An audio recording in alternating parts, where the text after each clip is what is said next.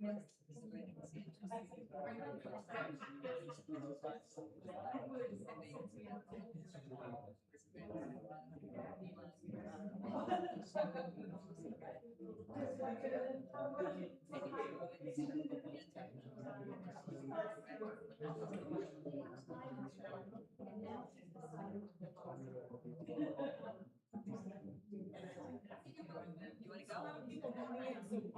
minute. We usually wait 5 minutes. Yeah, I think we should wait because you have a, the bus just let out.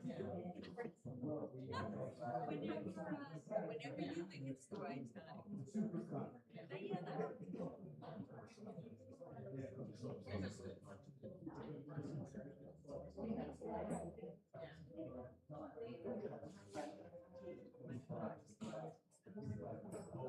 We have a lot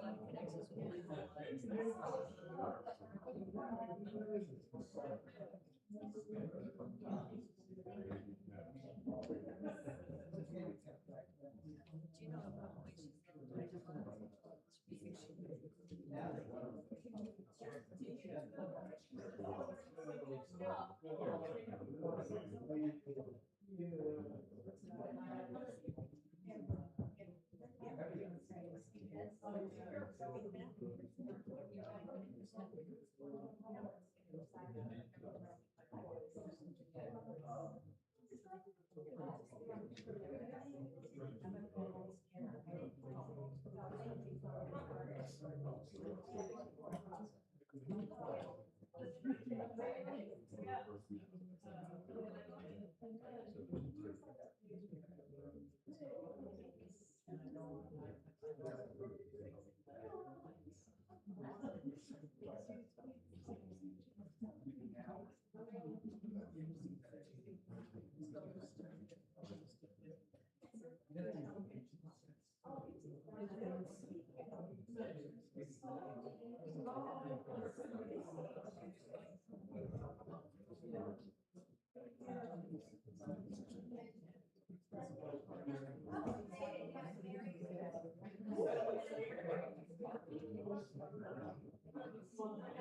you know about the way she's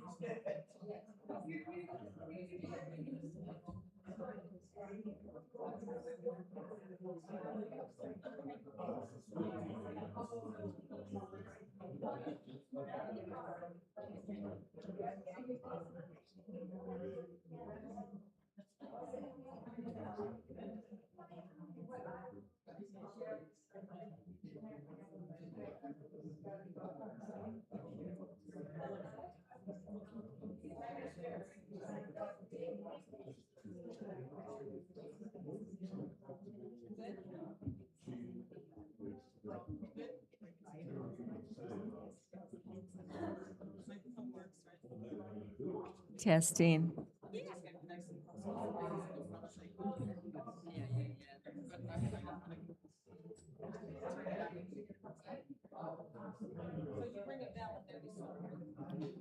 No, the bell comes after. You did 2 bells. I know there's a bell after, but there's a bell first.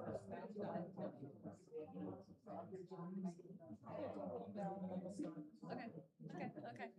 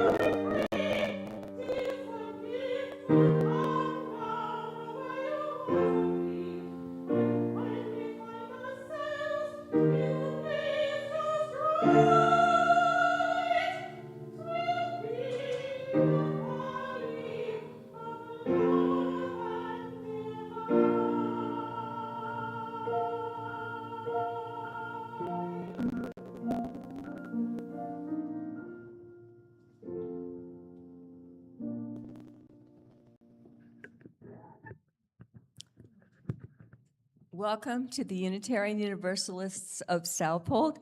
Whomever you are, wherever you come from, whoever you love, we welcome you. Today, we're gathering on the traditional lands of the Amanhasset Nation. My name is Randy Wade, and I'm a member of the Board of Trustees. We're so glad to see you, whether you're visiting for the first time or often. If you're not on a mailing list, the sign-in book to get the newsletter is on that high wooden desk in the entry hall, and the Free Spirit comes out monthly. Please like us on Facebook page, and YouTube streams this service and has past services as well. There's also a lot of information in the entry hall about upcoming events and committees will open to members and non-members. Please stay afterwards for coffee and refreshments, and also the art show from 12:30 to 3 is amazing. And I just want to mention, Noni Donato is a soloist in the city at Riverside and at what synagogue?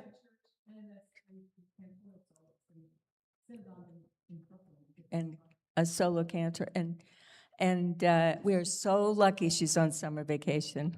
But I would say my claim to fame in the Unitarian Church is that for 25 years, my position was one of the soloists at All Souls Unitarian Church on the Upper East Side on Lexington and 79th Street.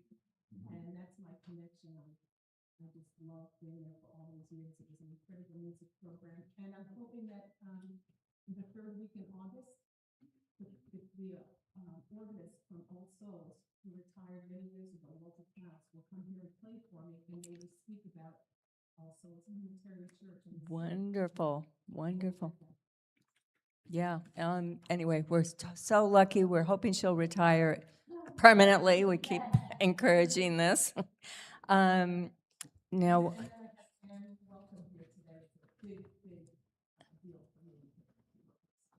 we've heard about you, Ann Welcome, for a long time and are thrilled you've joined us. She actually played for a recent wedding here, and it was amazing.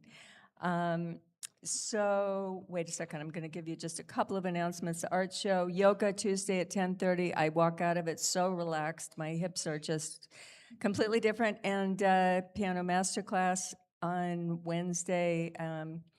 The Mary James is doing the service next Sunday, and the North Fork Action Center, if you're concerned about national issues, is 4 o'clock next Sunday as well. And now is the time to greet your neighbors. Oh, wait, no, I have to ask if anybody else has another announcement about the life of the church. Okay, now greet your neighbors.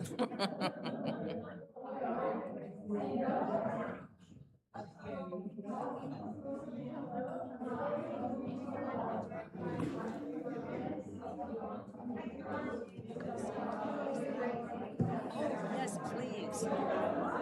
No, I don't, thanks.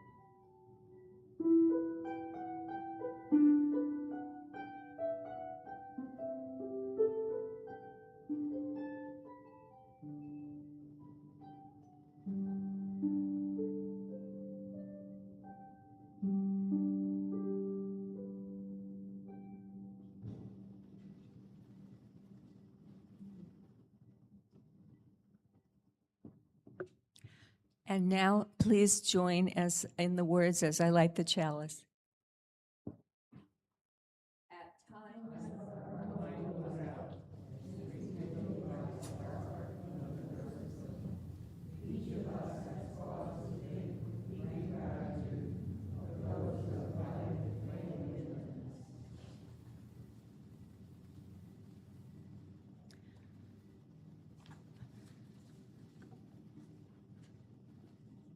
the opening words are by Ralph Waldo Emerson.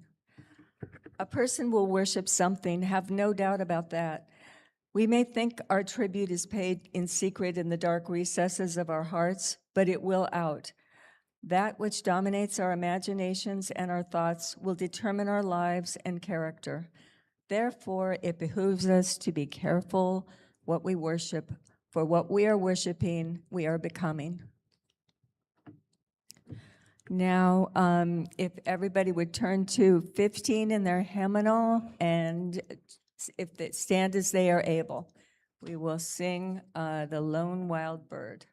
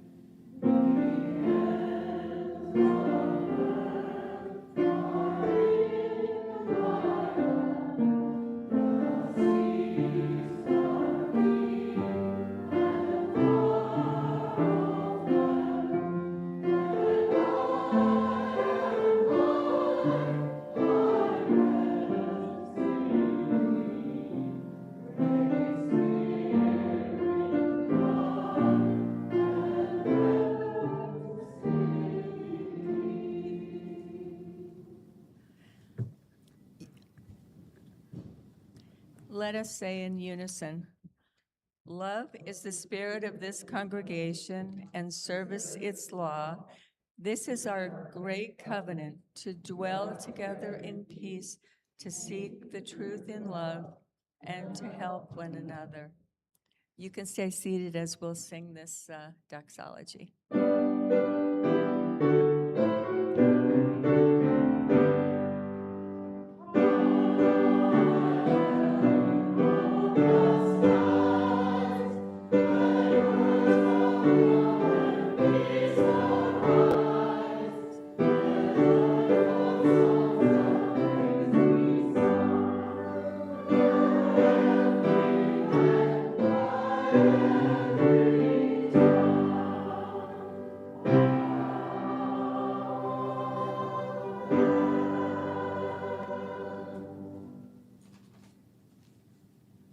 And as a guest, this is, we welcome you without contributing, but this is the time where we gratefully accept offerings. And Mark and Mary are going to pass the collection that was made by Susie's husband out of wood from our old church that burned down.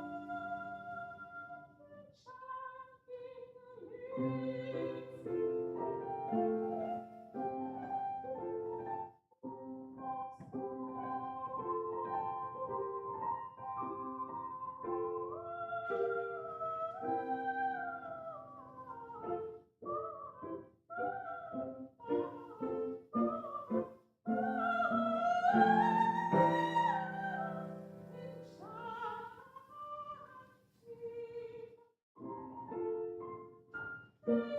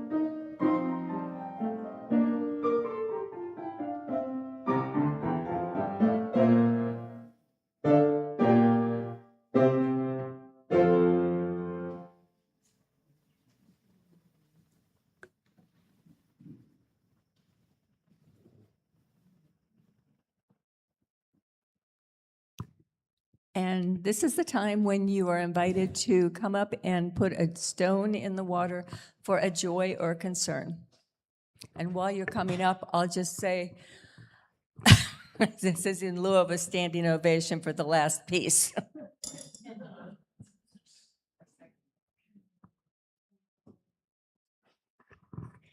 I'd like to talk about my joy of being at the Rural and Migrant Ministry. Last Monday, we provided a meal for the youth group, ages 7 through 18. The program has grown exponentially. In the past, when we've done it, there haven't been more than 10 children.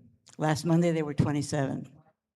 Ola was there doing a presentation, talking about the importance of loving yourself and your culture. And it was a big job because we had so many kids we had to feed. But it was a lot of fun, and I'm hoping next year I can persuade people to join me and have more people to be a part of this incredible experience for what the Rural and Migrant Ministry is doing for our migrant laborers and their families. And while Mary's coming up here, I want to thank Seal for these flowers. They're gorgeous. I just want to drop a stone for Margaret Brown, because I just found out that her husband Stanley is in hospice care at the Canis Center in Quogue. And so I don't know when she'll be, I don't have any other information other than that. So this is for Margaret and Stanley.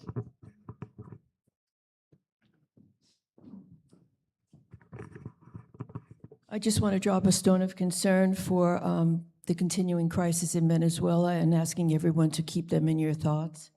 My family is in dire straits. They weren't directly affected structurally, but they're finding it difficult to get food and medicine. So I don't think the American government is really active in the aid effort, but the World Kitchen is, and I thank them.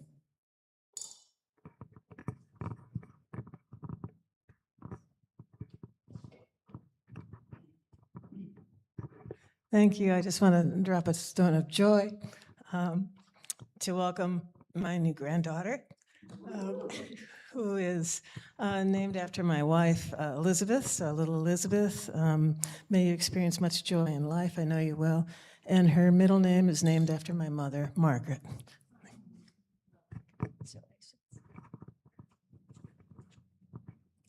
Okay, in the order of service, let us remember there are always joys and concerns that go unspoken for many reasons, but we hold as we hold each other. Now, if you'll turn in the book to number 444, it's a responsive reading.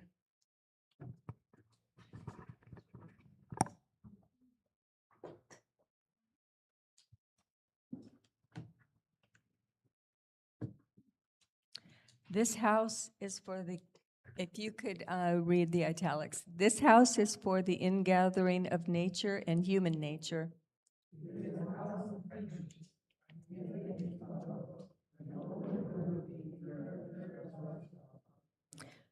It is a house of freedom, guarding the dignity and worth of every person.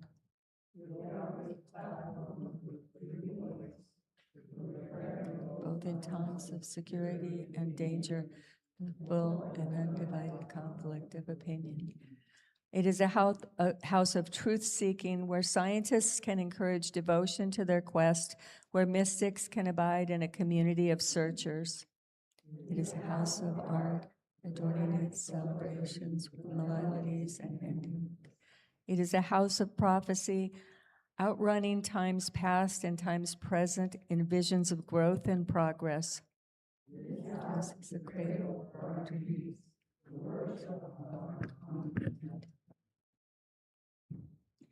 And next, I want to introduce Peggy Lauber, a friend for decades now, and one of the most interesting people I know.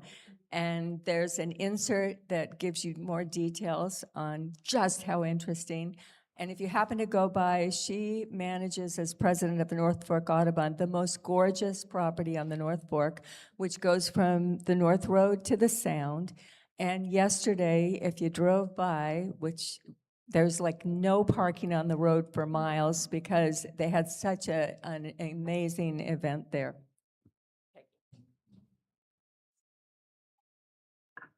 Thank you, Randy. I'm a child of privilege, great privilege. Of course, as a child, I did not appreciate this, but this is something I have come to realize. And the reason is that I had the freedom to play outside, to be on my own, I had no borders. I lived in a safe neighborhood. There were woods, there were ravines. I lived a block from Lake Michigan. I would play on the beach. I don't really remember doing this with anybody else. I would just be on my own, but I wasn't lonely. I wasn't neglected. I just was allowed to explore, and it was what I loved, and nobody got in my way. So I'm a child of privilege. And there were many pets in my life growing up. I seemed always to gravitate to animals. I had turtles and snakes and lizards and frogs and parakeets, and my siblings and I don't know how we were allowed to have all these pets, but somehow our parents didn't seem to mind. We probably shouldn't have been allowed to have many of these pets, but we did. And I would get my allowance money, and I'd run to the pet shop on my bike, and I'd buy another couple of turtles or whatever. It was just crazy how many pets I had, and probably didn't take care of properly. And anyway, I loved visiting my grandmother who lived in Florida. She lived in the old Florida. She didn't live in a condo. She lived on Lake Lizzie in the middle of nowhere. And my dad was an amateur pilot. And so we would fly in his plane to see her. And I just have these visceral memories of circling into the airfield, and it was literally a field. It was like a field with a windsock at the end. And I could smell the orange blossoms as the plane would get lower. Like they'd just come right through the windshield of the plane. And there I could see my grandmother down below, standing next to her 1956 Chevy, happily waiting to pick us up. And she lived in this little cottage right on Lake Lizzie, and she had this little aluminum boat and a dock, and it was kind of scary being there because like at night you'd be sitting in the living room and these frogs would be like coming up on the window, and lizards everywhere running around, snakes, a lot of poisonous snakes, coral snakes. I'd go swimming in the lake and there'd be like water moccasins.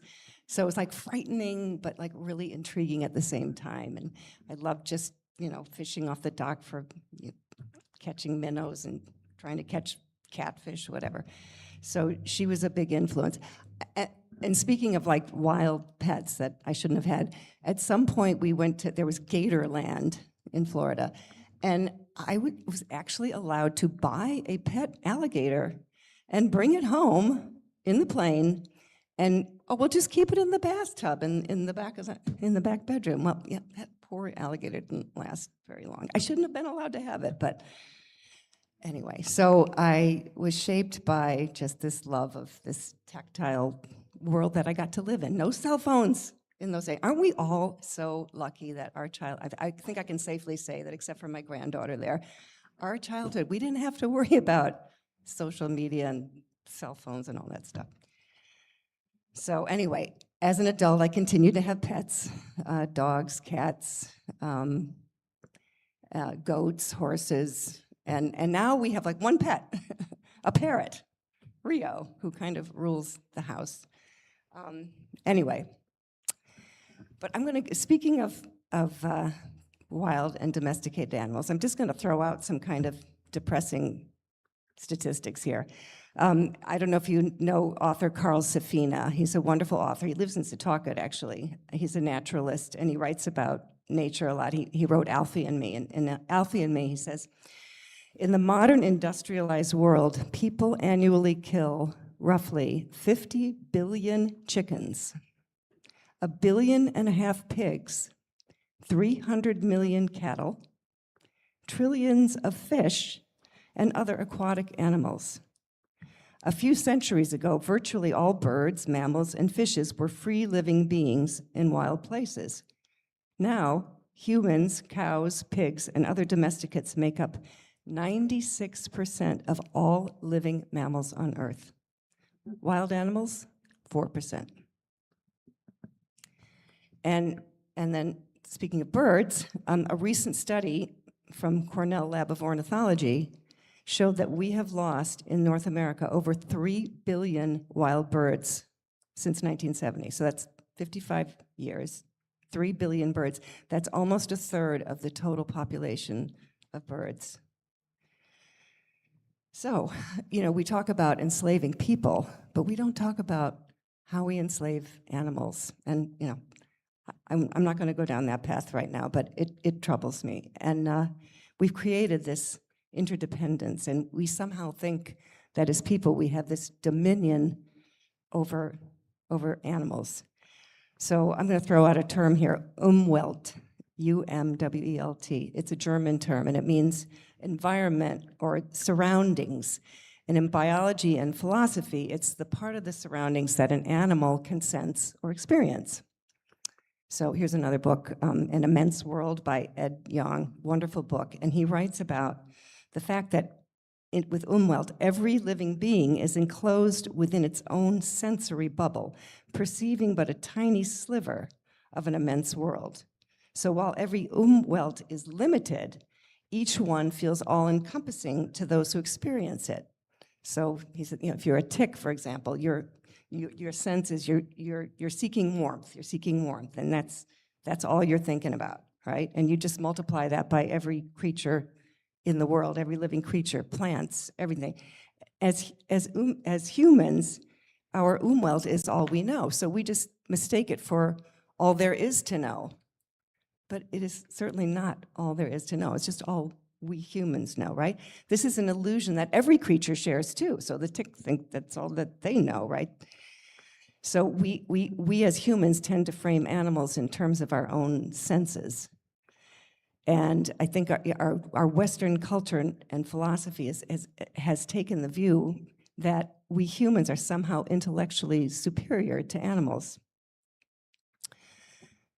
As a child, I wasn't thinking about dominion, and growing up and learning to appreciate birds, I just want to take one example of what is so amazing about birds, migration.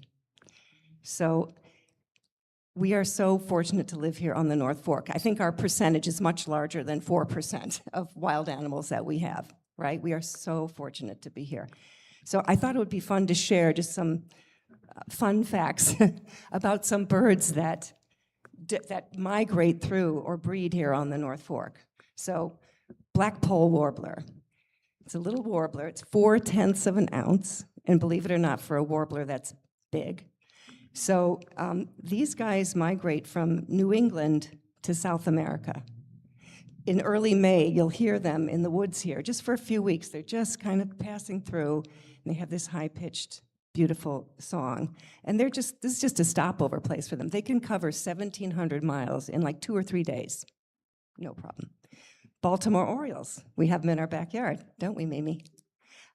So, I mean, this morning before I came here, I was just marveling at this. I have 2 families of Baltimore Orioles in our backyard. The parents and the babies are like flying around. The parents were feeding the babies, now they're just letting the babies figure it out for themselves. And they're the most wonderful birds. And I hope you've seen them. They're orange and black. They're gorgeous. But you notice that they're not here after August. Well, where do they go? They go to Central or South America. They spend up to 8 months a year in Central or South America. So while they're down there, they need habitat to eat, just as they do here. They need the habitat to breed here. So these birds, they live here and they live there, right? So purple martins, another one. Right now, purple martins are absolutely thriving throughout the North Fork. There are colonies everywhere here. They like to live in colonies, and interestingly, they've come to depend 100% on man-made nest gourds. They're shaped like gourds because this started with the Indians who used to hang gourds for the birds to nest in. And so now they've come to depend on us, and they don't know how to breed without our intervention, which is, they didn't always depend on us, but now they do. So now they need our help because they need our help. So anyway, right now, they are everywhere, and they spend the winter in Brazil. It's easy to track them because since they live in the colonies, they can be banded, and it's been studied that most of the purple martins go to one place in Brazil with stopovers on the way. It's a pretty long trip, right? Bluebirds, they also live here on the North Fork. Some of them live here year-round, but many of them fly south for the winter. I once found a bluebird mom. She was in a nesting box that she was banded, so I was able to find out where she came from. She was banded in North Carolina. She was about 4 to 6 years old. And do you know that the next year, she came back to the same box? I opened the box. She's back. How do birds do this? How can you say that we are smarter than birds? I'm sorry. Anyway, so another great book is The Genius of Birds by Jennifer Ackerman. So if you really want to take a deep dive, it is fascinating. How do birds know where to go? So I'll just give you like a little bit from her book, but there's just so much that we don't know that we're just starting to figure out. But if you think of the Earth as a giant magnet, the magnetic lines of force emanate from the poles, and then they kind of weaken and flatten as they near the equator. And the birds seem to be able to detect even like tiny changes in the inclination or the vertical angle of the magnetic field. And they may use these to determine their latitude. And this is also true of like bees and whales and other creatures, not just birds, butterflies. But we don't really understand how they sense these fields, and how do they know where and why they need to go there? Do they have a map inside their mind? She writes about the hippocampus, which is the part of our brain that stores mental maps and memories, and she writes that our memories are very tied to where we physically were at the time of them. And again, going back to my childhood, I think that's why I have these visceral memories, because I was playing in the dirt and playing in the, so that I have that sensory memory. Well, so do birds. And then they're affected by the twilight. Like there are these things coded into their genes that we just can't begin to understand as humans. And I hope we don't I hope there's still birds around when we get smarter and maybe really find out more that maybe we could learn from them. Anyway, so as I said before, on the North Fork, we are so fortunate to have a larger proportion of wild animals. And I thought it would be fun just to share with you some of the wild animal sightings that I have had over the years, and Paul, my husband, and I have had, because all these things are going on right around us all right now, within 25 miles of where we are. So we have river otters, for example. How many of you knew that we have river otters? They live here. They live like 5 minutes from my house. I can go, and if I'm really lucky, maybe just a few times a year, early in the morning or in the evening, because they're nocturnal. But you can see them playing hunting. They're hunting and fishing right here.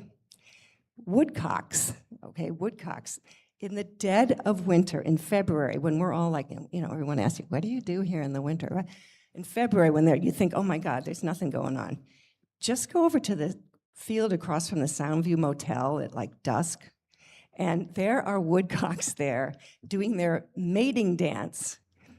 And the male woodcock, first you'll hear this like sound, and all of a sudden they take off into the air and they fly like hundreds of yards up in the air in big circles. They're so high you can barely see them, and they make the sound that they can make. It's magical. They make this sound with their wings, with their feathers, and then all of a sudden they come like plunging down, and this is all just to show off, to try to attract a mate. And they do this like dozens of times. Every night, every morning, free show across from the Soundview Motel, and other places. I'm just giving away one of my little haunts.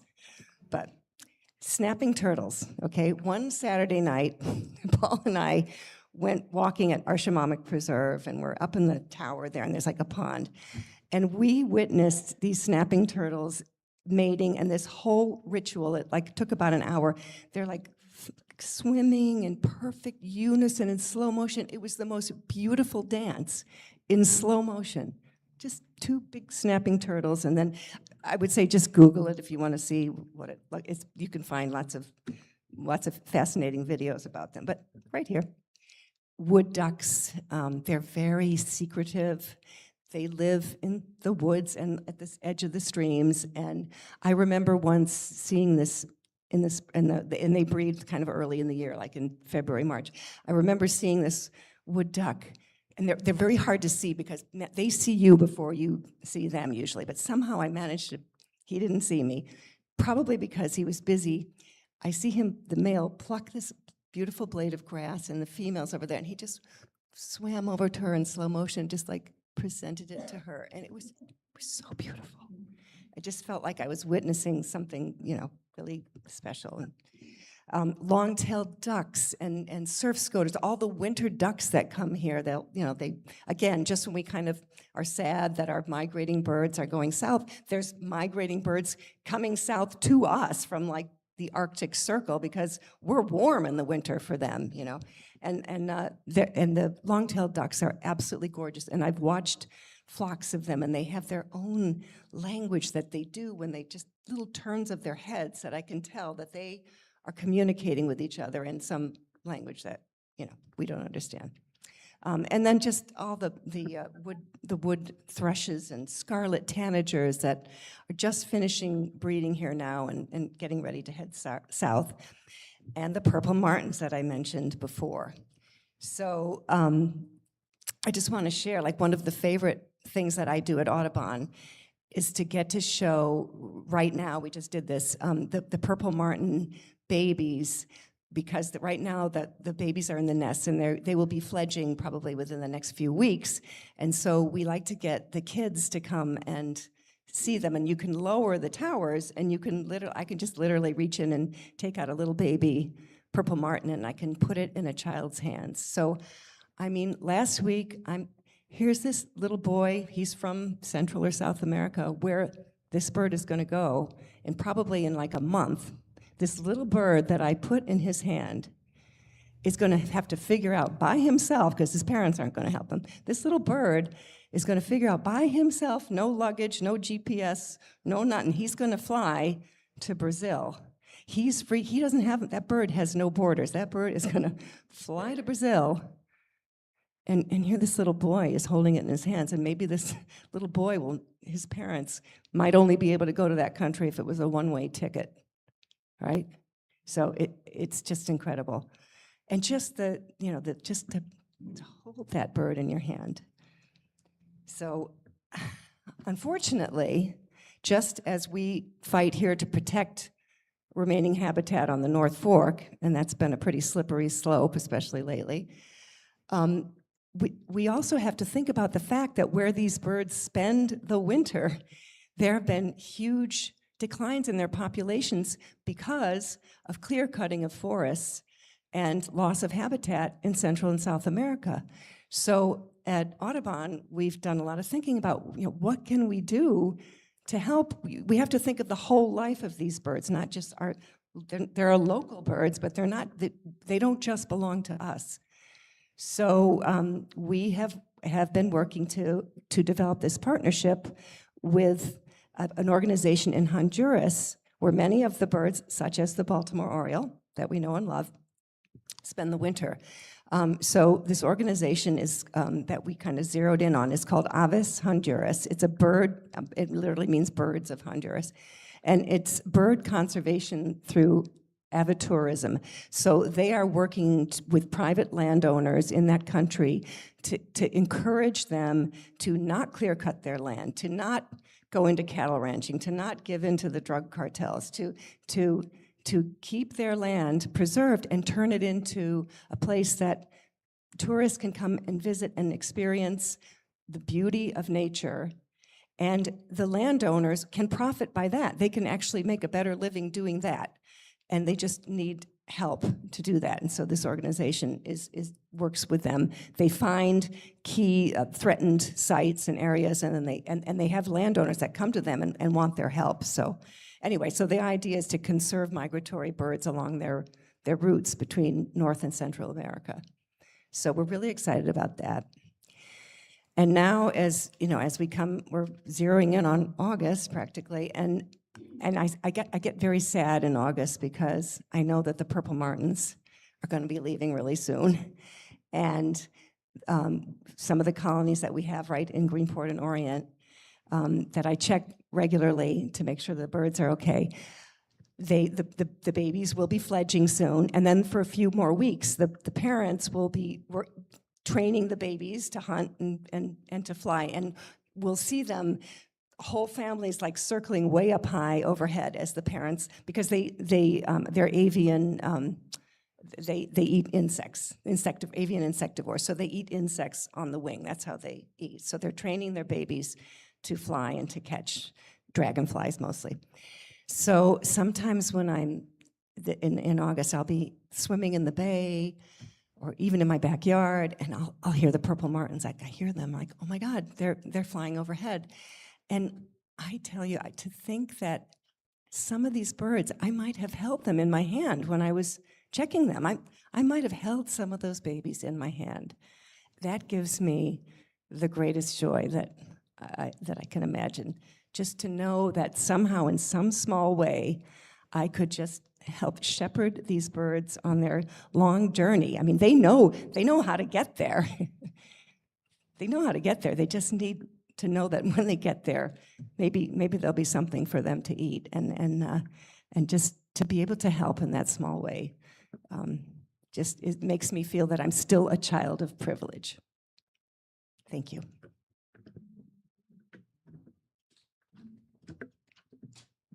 Oh, and I have a reading. If I can find it. So, Rachel Carson wrote this. To stand at the edge of the sea, to sense the ebb and flow of the tides, to feel the breath of a mist moving over a great salt marsh, to watch the flight of shorebirds that have swept up and down the surf lines of the continents for untold thousands of years, to see the running of the old eels and the young shad to the sea, is to have knowledge of things that are as nearly eternal as any earthly life can be.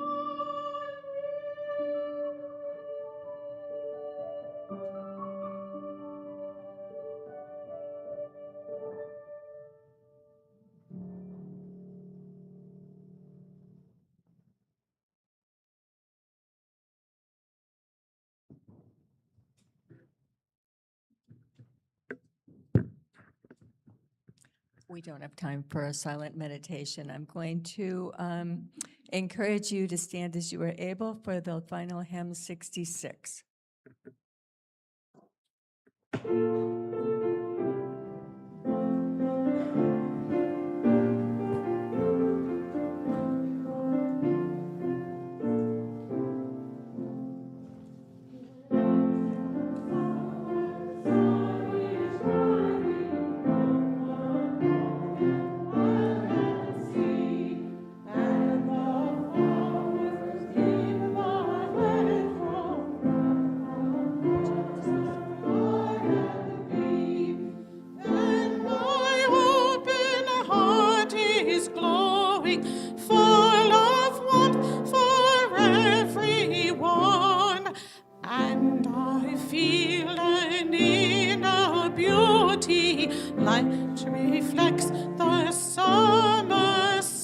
Verse 3.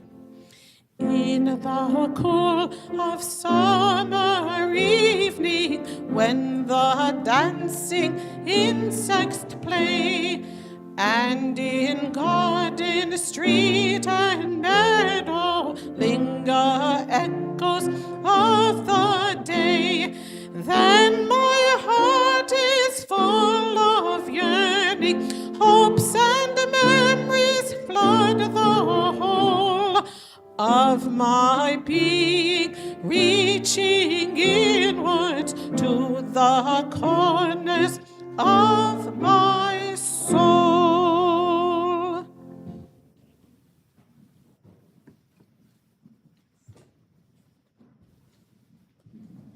Closing words are from Isaiah. For you shall go out in joy and be led back in peace. The mountains and the hills before you shall burst into song, and all the trees of the field shall clap their hands. Now, if you could join me. We extinguish this flame.